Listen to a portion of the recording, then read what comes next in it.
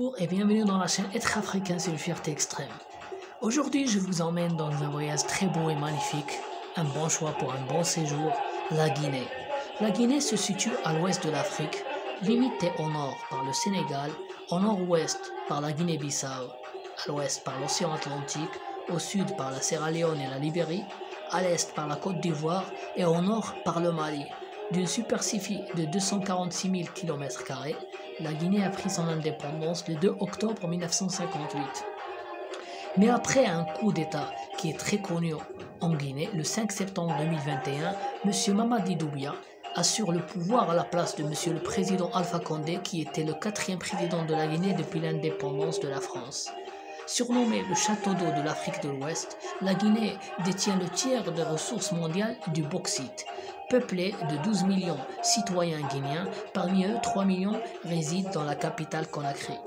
Le franc guinéen, c'est la monnaie et la devise officielle de la Guinée. En Guinée, il y a beaucoup de langues, une vingtaine de langues nationaux, mais la langue officielle, c'est le français. Et parmi ces langues nationaux, il y a le malinké, le soussou et le peul. Maintenant, on va parler un peu de Conakry, la capitale de la Guinée. Depuis la fin de 2016, les choses ont bougé dans la capitale de la Guinée. Beaucoup d'immeubles et grandes chaînes hôtelières qui se construisent. Le seul problème à Conakry, c'est l'embouteillage. Et pour se déplacer, il y a les taxis qui sont rapides et trouvables. Il y a aussi les taxis motos qui permettent de se faufiler plus rapidement. Et je vous conseille tout simplement de visiter beaucoup d'endroits qui sont magnifiques en Guinée, à Conakry et à proximité de Conakry. Et parmi ces endroits, il y a les îles de Los. Un groupe d'îles situées au large de Conakry en Guinée. Leur nom est tiré d'un nom qui est portugais. Il y a aussi les chutes de Quinkou de 80 mètres de hauteur sur la rivière de Koukolo, un endroit magnifique pour les baignades. Il y a aussi le voile de la mariée, c'est des chutes d'eau super à voir et pour des baignades en toute tranquillité qui permettent aussi d'oublier tous les problèmes de la vie et de se relaxer. Il y a aussi les cascades de Somba, des cascades majestueuses pas loin de Conakry à visiter absolument.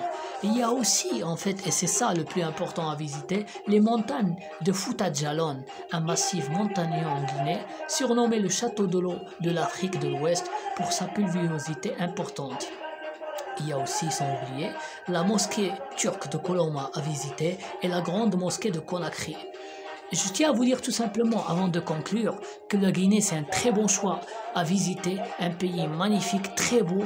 Et pour les gens en Guinée, ils ont une mentalité qui ressemble à toutes les mentalités africaines. Ils sont chaleureux, accueillants. Et je tiens à vous dire tout simplement, visitez la Guinée, vous n'allez pas le regretter. Et je tiens à dire à toutes les personnes qui me soutiennent, merci à vous pour votre confiance et j'essaierai de faire le maximum afin de vous donner des vidéos qui sont convenables et avoir votre satisfaction. Votre ami qui vous remercie infiniment et je vous suis très reconnaissant. Et comme je dis toujours à la fin, enfant d'Afrique, sur mon cœur vas-y clique, tu trouverais le bonheur, loin des malheurs, pour une Afrique sans frontières.